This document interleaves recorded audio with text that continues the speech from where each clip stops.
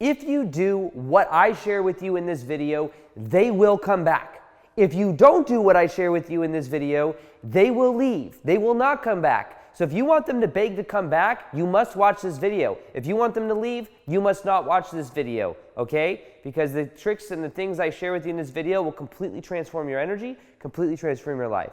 Now, first off, I'm being kind of sarcastic in this video at the very intro with the hook, okay? Maybe I got you hooked in. Maybe you're here now. Maybe you want to watch the video. Regardless, here's the truth of the matter. When it comes to somebody that you're afraid is going to leave, somebody that might be kind of sending in mixed signals, somebody that is kind of like not really emotionally there, maybe they're not really bought into you or whatever that energy is. The truth of the matter is, a lot of times what is happening is you are replaying similar childhood dynamics that feel very familiar and very comfortable, because when you're a kid, it may felt the same. It may felt just like that. So in a way, it feels very familiar from childhood energy. And a lot of times what happens is we attract people to reflect back that same energy back to us. So if you're playing a cat and mouse game with somebody right now, you're worried they're going to leave you, you want them to beg to come back with you. The thing to realize about this is there may be an abandonment wound that is there. And for a long time, by the way, I played around in this energy. I felt very needy. By the way, needy is the most repelling energy that you can have. I felt like other people needed to complete me. I felt like I could tune to everybody else. I had a lot of trouble setting boundaries, and I would want other people's validation or approval, and whoever I was dating, I would almost like I was trying to prove it to them that I'm worthy. I was trying to prove it to them that I'm good enough. And that would cause me to create some pretty messed up energy. What I eventually had to realize is that I had this abandonment wound where I felt abandoned growing up, where mom or dad physically or emotionally left. And then I decided, and I made this belief that said there's something wrong with me. I also had this belief that people leave. I also had this belief that people don't really choose me. And that belief was on autopilot. So then I would keep attracting people into my life that would reflect back the belief that would say, I'm not good enough, there's something wrong with me, people don't stay, they leave. All because there was an initial abandonment wound there. And that abandonment wound, by the way, was also there because I was abandoning myself. And by abandoning myself, that then displays an energy that says that I'm not worthy. There's something wrong with me. So one of the best things I ever did was I stopped abandoning myself. And the answer to this video and the thing that's really going to help you is a couple key things I'm about to share with you that will completely revert your own energy. Now, first off, stop abandoning yourself. Pull your energy back. Stop tuning to them to get their validation, their approval, or whatever energy is that you're looking for. And to stop abandoning yourself really may mean that you realize maybe you were choosing people that weren't choosing you. Sometimes it's kind of freaky how much we realize that maybe somebody we're dating is so much like our mom or our dad because it just felt so comfortable. It felt so familiar. And the part about this whole video to understand with this energy is that attachment is the root of all suffering. Attachment is the culprit here. Attachment is the villain in a way. And the more attached we are, the more we mess up the energy. If you really want them to come back and you want them to beg for your energy, you must let go completely. And you're not letting go because then they're going to come back and they're going to beg for you. If you want them to beg for you a lot of times as well, that might be built on a wanting like unnecessary, you really want their validation or approval or something. It's a little bit toxic, to be honest with you. But the title made you click, right? The way that YouTube works is like, I want to meet you where you are. Maybe that's what you want to do, and I want to encourage you not to do that. You don't want them to beg for you. You don't want them to even, you think you want them to come back. But what I'm trying to express to you here is that there's a deeper core thing here. And the deeper core thing here might be an abandonment wound. You felt abandoned, and then you abandoned yourself, and you try to make everyone else happy, and now you're trying to prove it to them that you're worthy. I know for a while in my relationships, I would try to fix people I was dating, which would imply they were broken, by the way, but I would my way of fixing other people was like, okay, if I can help them out, maybe I can help them with their business, I can help them with this area of their life, I can help them feel more like this way. By fixing them, I would then intend to make myself irreplaceable because I could be going above and beyond. I used to work at Nordstrom's in women's shoes, and I know I've never mentioned it in a YouTube video before, first time ever. I used to work at Nordstrom's in women's shoes, and guess what? It was all about customer service that went above and beyond.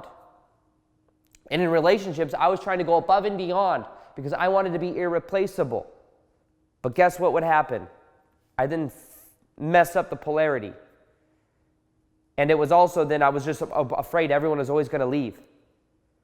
So the key to this is really get into your core of the energy you're embodying, knowing that if there's an attachment there, what you think you might be attached to this person, and then you're going to tell yourself a story that this person is this person is completing you. And you're going to tell yourself a big story about it. But you might realize eventually that story is very similar to the childhood dynamics that you may have had active. Maybe very similar to mom or dad. You may be trying to fight for your, I know for a long time when I got out of my ex-stepmom situation, I know I've never explained that in a YouTube video before either, with the whole ex-stepmom situation that was controlling between 7 to 15 years old. When I finally got out of that when my dad divorced her, I kept attracting women into my life that were very controlling and manipulative. Why? Because that felt safe and familiar. That energy was on autopilot. We tend to attract people that replay similar childhood dynamics until we forgive. Really. Forgiving. I had to forgive. I realized that my ex-stepmom was treating me the way she did. And I had this big belief that's like, I have to fight for my freedom. It was messed up that this happened. I didn't really have a childhood. And then eventually I realized that my ex-stepmom is a narcissist because her dad was the same way. And she got the shit beat out of her, and that's why she did that to my brother and I. So then it helped me understand her more. It helped me, and it didn't make it, was like, yes, this is the best of the. In a way it was though. In the way my childhood, I'm so grateful it happened because it led to me becoming who I am today. But back in the day, I was very angry about it. And therefore I would attract people that would reflect back that energy that was active in myself. So if you want someone to come back, and you want them to beg to come back, and you want to know why they would come back, I'll tell you right now that the best thing you could possibly do is to actually let go of them even coming back. There's something that happens here energetically. I don't even completely understand it, but I have seen it happen thousands and thousands of times. Well, not thousands and thousands of times. I've seen it hundreds of times, but I get messages all the time, probably thousands of messages about this exact thing. Where what happens is somebody is needy and wants someone else's, they go through a breakup or someone's pulling away and they're like, oh my God, this person's pulling away. I hope they don't. I'm gonna keep grabbing it. I'm gonna ask them where they are. I'm gonna try to make everything happen. I'm trying to fix it. And really, that other person, they just want space. So then what happens is I say, yo, listen, I think you're messing up the energy, and all you gotta do is pull your energy back. And you gotta be in your own frame. You gotta live your own life and be on your own path of integrity. And realize you're enough, and look at that abandonment wound, and stop trying to overprove yourself to other people, and stop trying to please other people. Bring your energy back. Be the star of your own movie. And then I see people do this. And after a week or two, it is incredible what happens, because a lot of times that other person either tries coming back. I've had this happen before where I had somebody in high school actually that I dated for a period of time. And then this person was not choosing me. Actually, ironically enough, we were in kind of a relationship, and then she was going to choose to go to a dance with her ex-boyfriend or something like that. I don't even remember, it's been so long. But I remember I felt like, oh, I'm not being chosen. Actually, and I was just okay with it somehow. I was like, oh, this is okay. And then she had plans to do that, and then she got I think she had friends that was like, that's fucked up or something.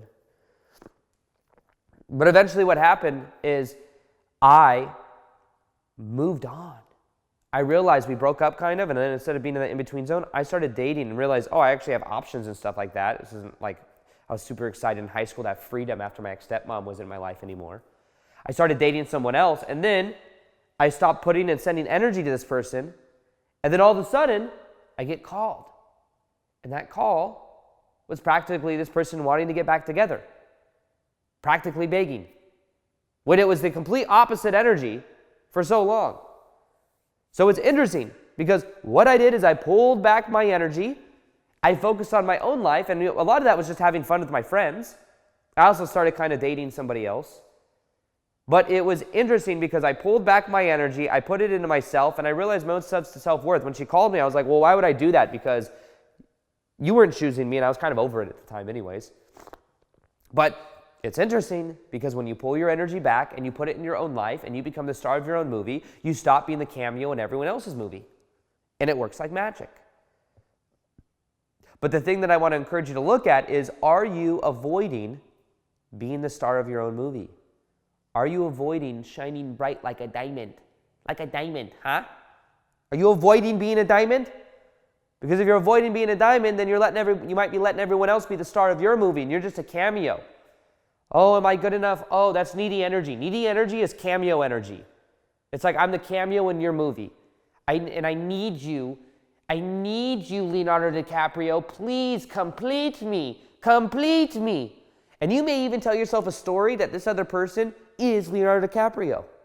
Or whoever, you literally, we develop these crazy stories that this person's on a big pedestal. Oh my God, it's so amazing. It's so good. Leo. It's not Leo. It's a story in your mind. And deep down, you may be trying to get the approval of Leo because you're trying to get the approval of mom or dad. Okay? There's a little core threads here that we're kind of weaving in and out. All right? So one of the most powerful things you can realize if you're trying to get someone else to beg to come back is that energy is coming because you're trying to meet your inner childhood needs that weren't met when you were a kid. Boom! All right, first thing there. If you want them to come back, the key is not leaning in more, trying to get them to come back. The key is to give them some freaking space. To go within yourself. Live according to your own integrity. Enjoy your own life. Being in your own body. Feeling the separation between you and the wall. That's called the frame technique. If you've ever done that technique, it is so powerful. You have very magnetic energy when you do that. Because you're not tuning to others to get your needs met. When I started doing all this, by the way, it completely changed my energy. I stopped focusing on trying to change others, trying to talk them into loving me, into seeing my own worthiness, and I started feeling worthy myself. I started recognizing within myself my own level of worthiness. But for so long, I didn't feel worthy. Why? Because I didn't believe I was worthy, because I believed that the inner child, when I was a kid, when I decided, shame, there's something wrong with me, I then tried to overcompensate. And I would then try to control everyone else's perception of me. Because deep down, I was trying to control mom and dad's perception of me. Because I didn't have a good positive perception of me. Which screws up polarity. A lot. Ha! Isn't that funny? I know, right?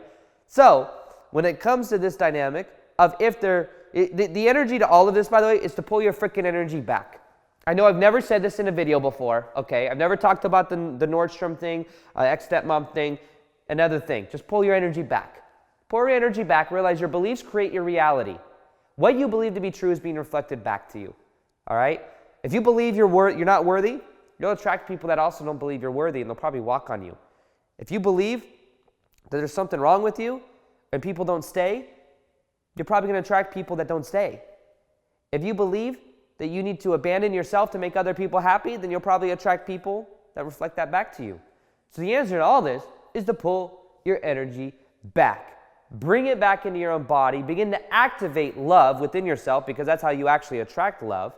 And then change your inner self-image. Let go of the old self-image, because one of the strongest human desires there is to remain consistent the way we define ourselves. Those are the words that I heard from Tony Robbins. I say it all the time because it's so true. Your inner self-image is being projected out. People are responding to that self-image. So one of the most powerful things you do is to change your self-image, feel love on the inside, and heal your inner child. Why do I say these three things? Because if you change these three things or become aware of these three things, your whole entire life will change. I have 3 meditations below. All 3 of these meditations, the inner child meditation, the attract love meditation, and that of the self-image transformation meditation. They're completely free. All you got to do is go to aarondowdy.com/meditation or click the link below, download those 3 meditations. They're completely free, and watch your life change over the course of 21 days or less. Also, if you want to learn how to use the magic of detachment and why this will completely transform your life, one of my most popular detachment videos is right here. Watch this video and it will change your life. What I'm about to share with you is counterintuitive to almost everything you've been told about manifestation, about creating your own reality.